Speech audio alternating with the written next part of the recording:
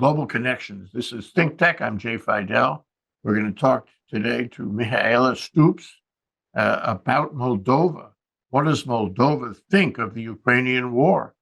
Along with many other countries in Eastern Europe, how concerned is it about Russia? Right after this.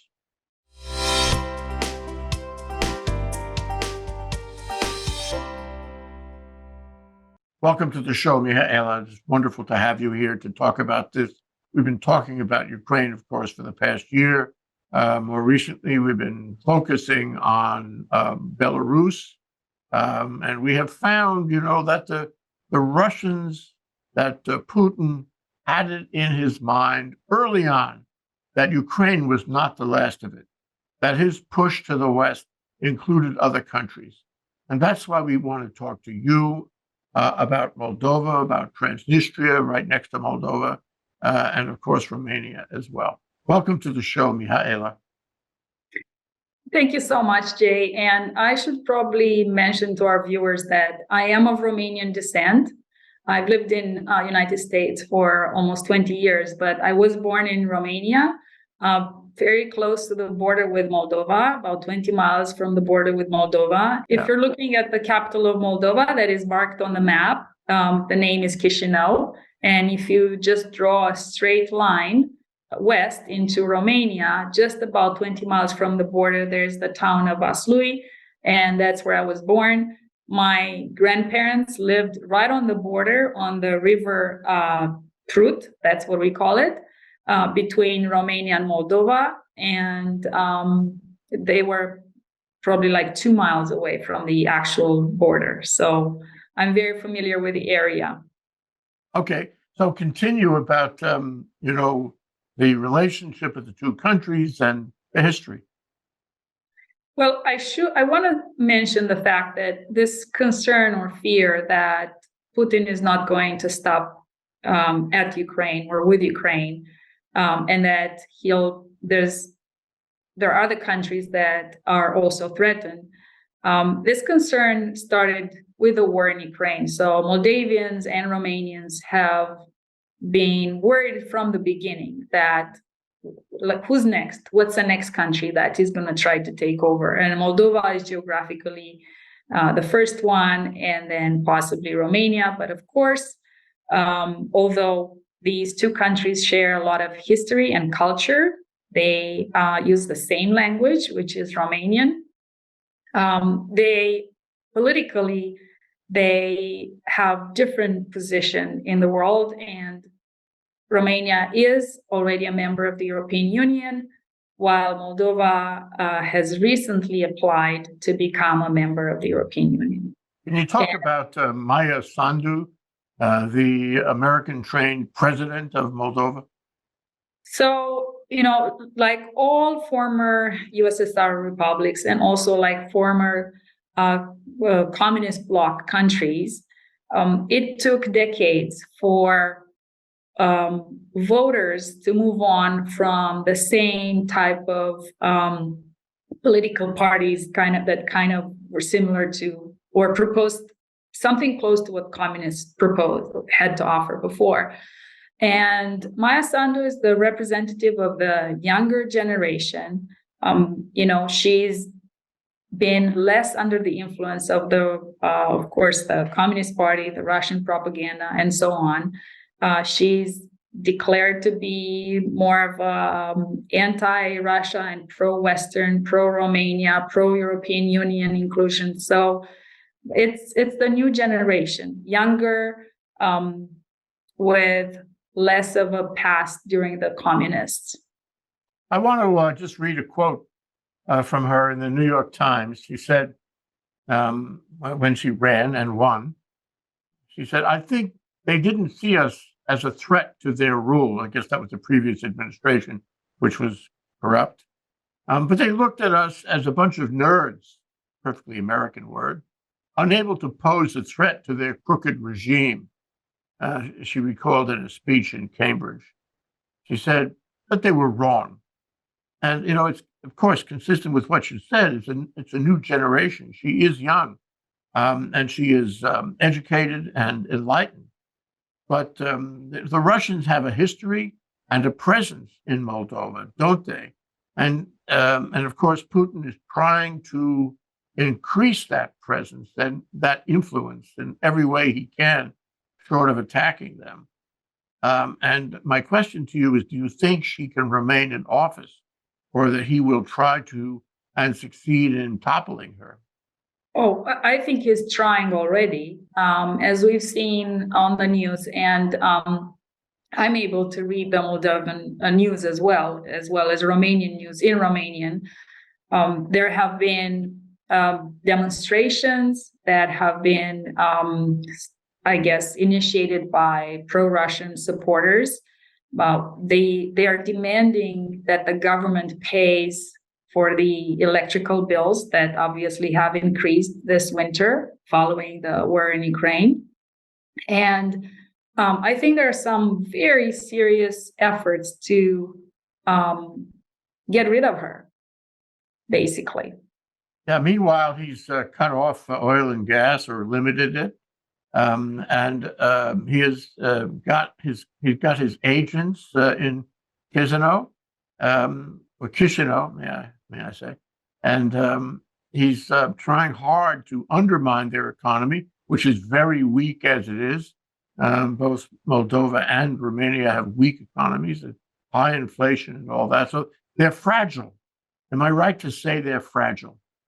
Romania has supported Moldova through this hard time, at least with energy resources. And also, it's kind of interesting in preparation for the show, I was trying to find who is Moldova trading with and what are the goods that they're trading. And some statistics show that more than 20% of their trade is with Romania.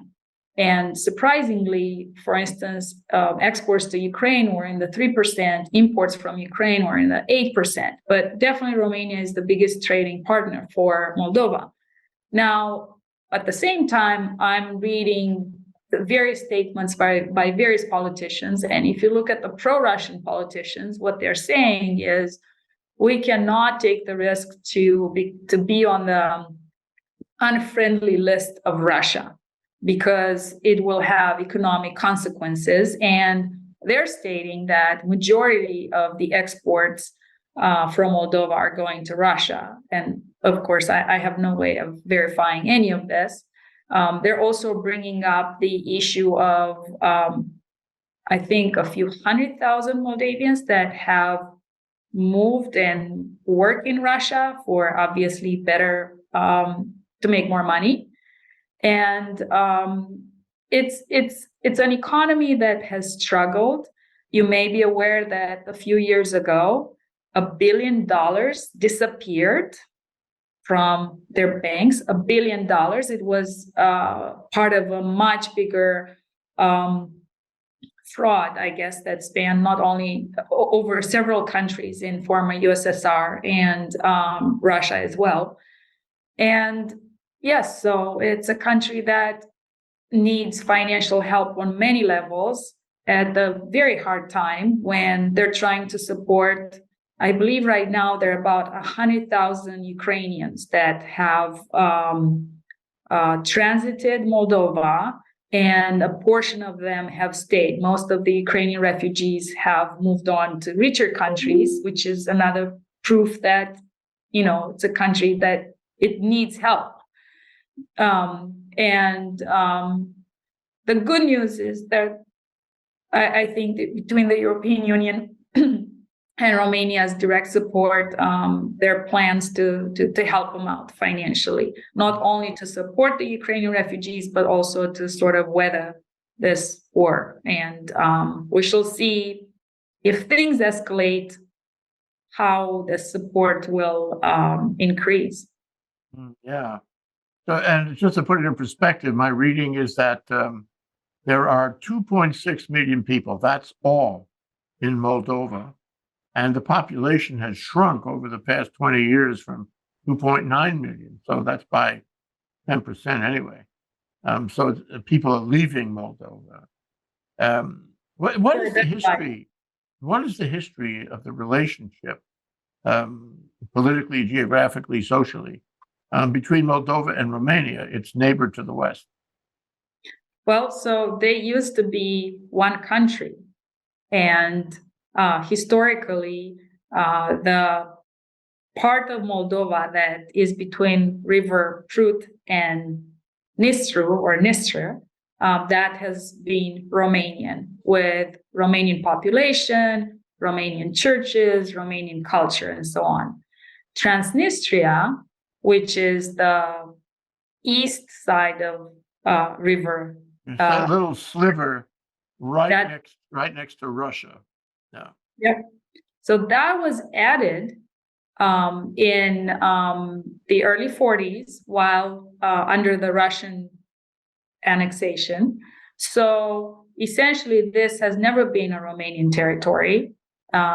It's always been Ukrainian or Russian. It's inhabited by primarily Russian citizens, and versus the other part of Moldova has been as Romanian as it can get.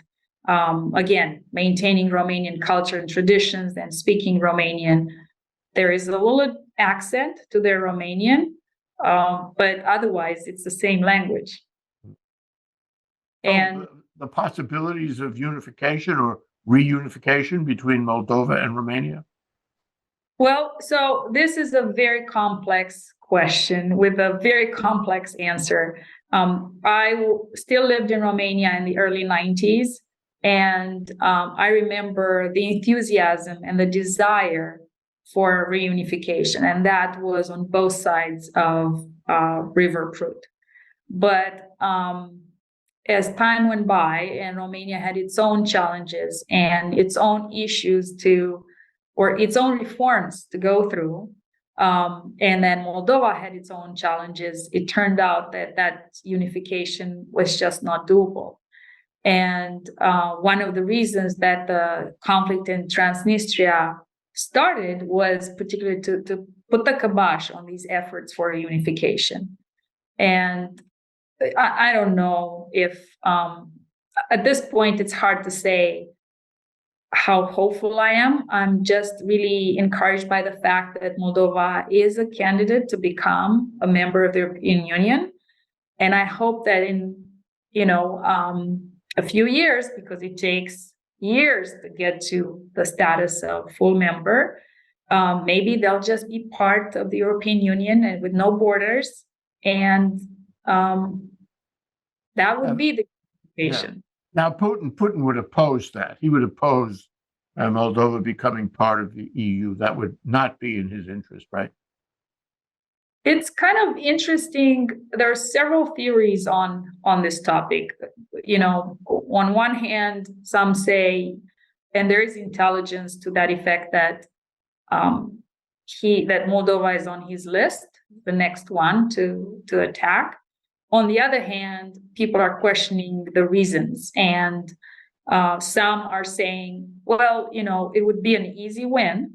That's the reality of it, because Moldova doesn't have the army to oppose it, the resources to fight it, and would be great PR for Putin from that perspective.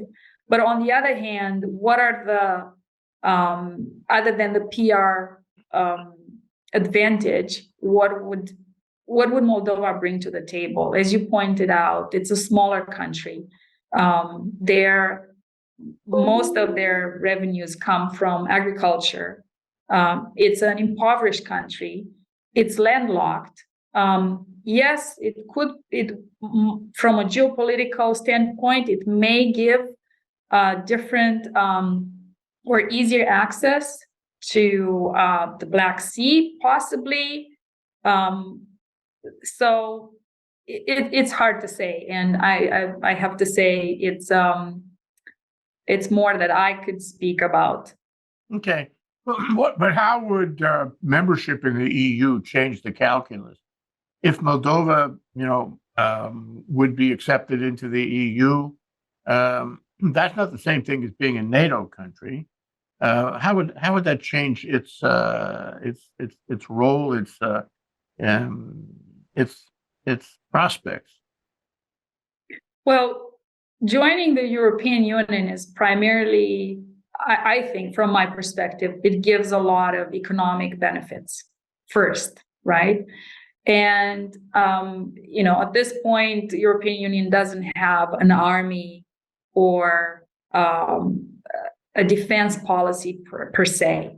So I'm looking back at Romanians' experience, we joined NATO first, which was we're with NATO, and now we're safe and secure from a Russian attack.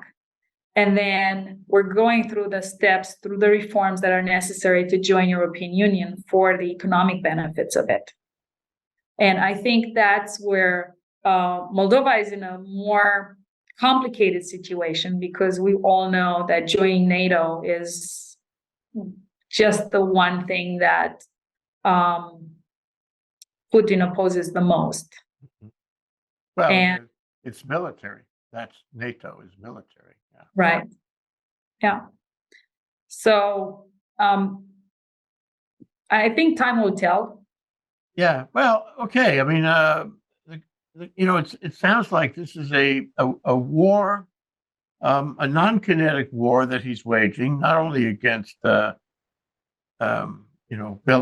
and Moldova, Transnistria, I'm afraid is already gone.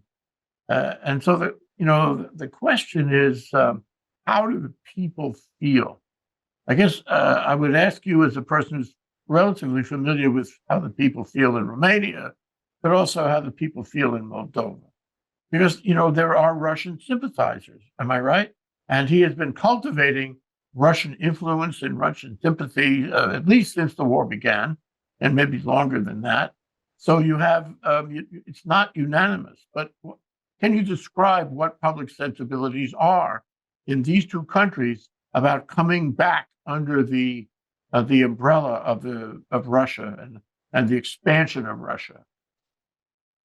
I have a hard time thinking that anybody wants to be under Russian influence in this day and age.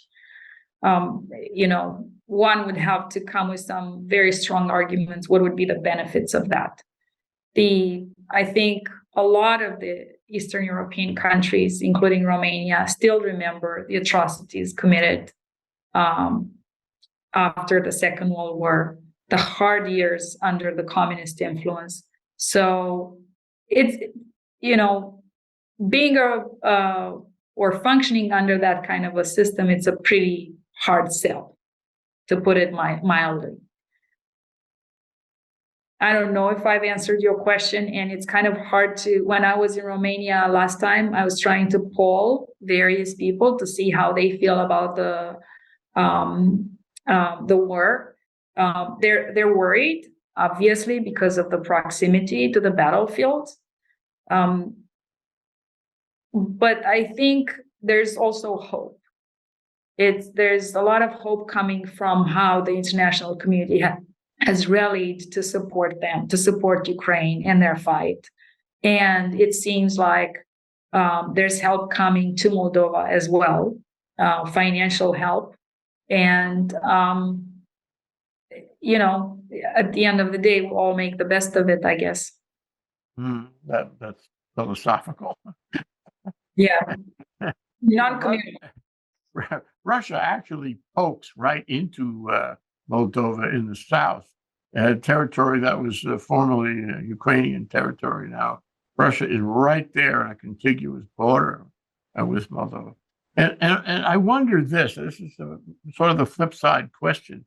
Let's assume for a moment that Ukraine wins this war, that it is able to repel and reject Russia, and that Russia has to leave Ukraine. Oh, God, I'm begging. Anyway, so assuming that happens, what happens to Moldova? What happens to Romania?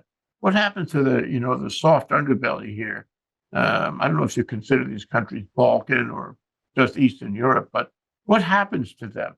Are they okay then? If Russia leaves Ukraine, are they okay? I think we all want peace, and Russia leaving Ukraine gives a sense of peace for now. because I think one would question, well, what if they come back again? Or what if, they took away their tanks, hopefully, but they can come back in a different way. I mean, in today's world, you don't need to fight a war with tanks and with ammunition. There's many other ways you can fight a war. So I think what Ukrainians and Moldavians are hoping is for them to be recognized as more part of European Union than under the Russian influence. And, until they become members of the European Union, if not of NATO, that uncertainty is going to stay.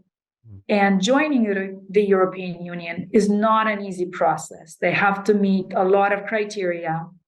A lot of reforms have to occur. It's a decade-long process. A lot of people don't know that. They think that, yep, they applied, they're in. It doesn't work like this. There's so many variables that need to be brought under control, from borders, economic factors, currency, that not to mention, legal system, political system, ensure that it's a democracy, and so on. So the solution is for them to become members of the European Union, but it's not something that can be accomplished overnight. Would you consider the present government of Moldova? Would you consider the present government of Moldova under Mihaela Sandu to be a democracy? Well, I think at this point in time, we've seen a clear democratic exercise, like these were democratic elections. And the proof that we have a government that is not pro-Russian, that is not tainted by former communist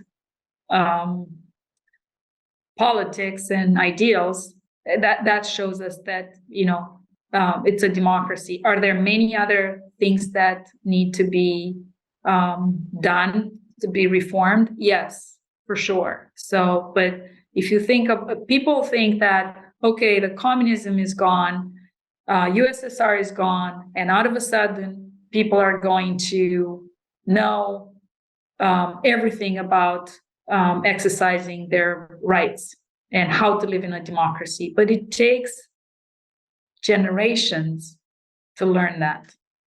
If you think about it, at the dissolution of the USSR in 1991, the 40-year-olds were born when communism was still in full blast. So if you're trying to find somebody that is not affected by those political thoughts, that has an open mind, you'd have to find somebody that is basically, younger, would have been younger than 15 in 1990, or older than 65 in 1990. So those that were older than 65 at the time have probably passed on. And we've been waiting for those young ones to grow up and go to school and be under Western influence and learn about it and change things. And this is happening right now. Yeah, Europe is changing. I think a lot of Americans see Europe in some sort of historical context, thinking it's frozen in amber. It's not frozen in amber, and these generations are coming up, and they're different. They're different. They understand perhaps more in a more sophisticated way what is going on around them, and that's encouraging. I'd like to ask you to compare, if you would, the life in Ukraine with life in Moldova, and for that matter, Romania.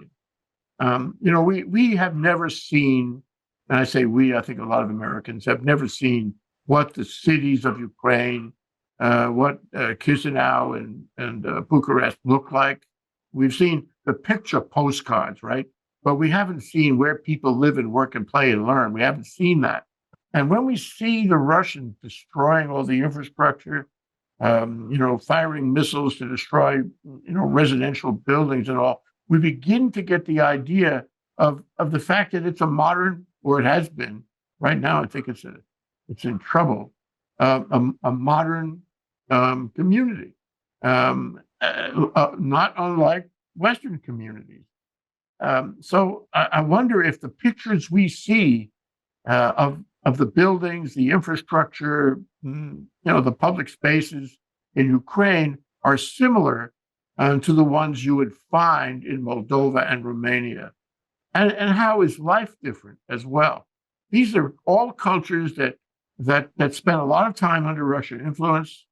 And my question is, are they all culturally connected somehow? Well, of course, we're connected. And, Romania, Moldova, and Ukraine have disputed borders over centuries, right? As their nations were being born or formed, one territory would be under the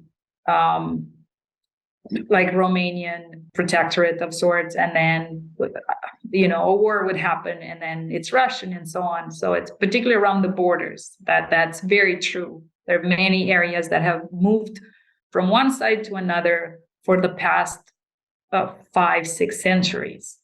So we share a lot in terms of history, and I think what the three countries have in common, trying to resist the Russian Empire, sometimes more successful, other times not so successful.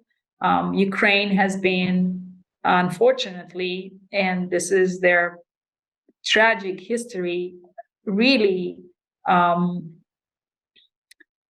depleted of all its resources, and human and agricultural resources during Stalin. There's like 4 million people that were famished to death in Ukraine in the 30s. And then because Stalin was trying to force them to become part of those co-ops. I don't know what the English word is for it, but the farms where everybody had to be part of, and there was no more private property and so on. Collective farms, yeah. So he was done with that. Then after, you have this population that is so traumatized. The next thing, the Second World War starts, and you have the Holocaust, and then the Germans occupy the territory, and then there's a different kind of drama and trauma for the whole population. Romania and Moldova have not suffered as much, and I have a lot of appreciation for this Ukrainian resistance. I mean, these people have resisted for centuries, if you think about it. So in terms of what you see in the cities and buildings and culture, yes, there are a lot of similarities, particularly between the northeastern part of Romania and Moldova and Ukraine. But at the same time, Romania itself has been at the crossroads of 3 major empires. And that was the Ottoman Empire. So you see that influence in the south. You see the Russian Empire in the northeast, and then the Austrian, Hungarian, German Empire in the west. And of course, you see most of the Russian influence in the east and not so much in the other parts of the country.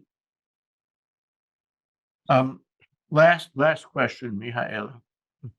We have been studying Belarus, and we know that Lukashenko there is a puppet leader, and he is completely responsible and responsive to Putin.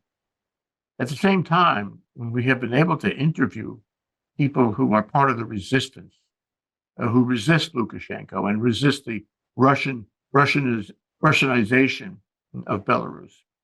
And it's heartening to see that they grow there, and they frame themselves in terms of a democracy movement, and they seek help from the West, and they seek to organize groups that can resist him. So my question to you is, in the event that Putin becomes more influential, in Moldova, in Romania, maybe. Do you think that same phenomenon would take place, and that there would be a resistance? There would people absolutely determined to preserve democracy, who would be determined to resist him and the Russian move west? Well, I think history has proved that resisting communism and also resisting a dictatorship is it takes a lot of bravery, a lot of courage.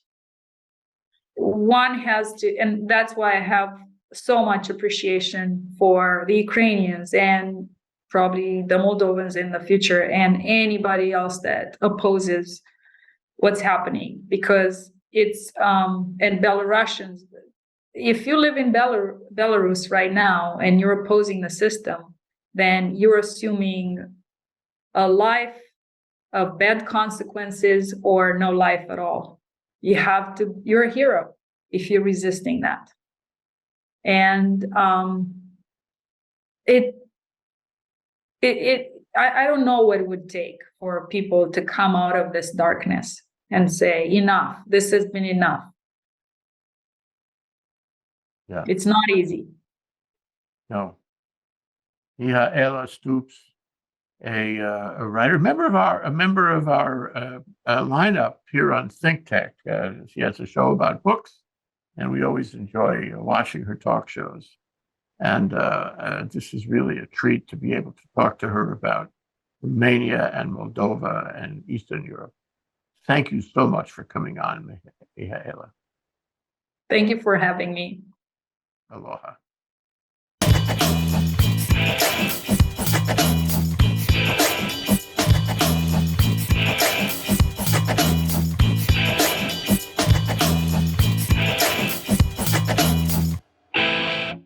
Thank you so much for watching ThinkTech Hawaii. If you like what we do, please like us and click the subscribe button on YouTube and the follow button on Vimeo. You can also follow us on Facebook, Instagram, and LinkedIn, and donate to us at thinktechhawaii.com. Mahalo.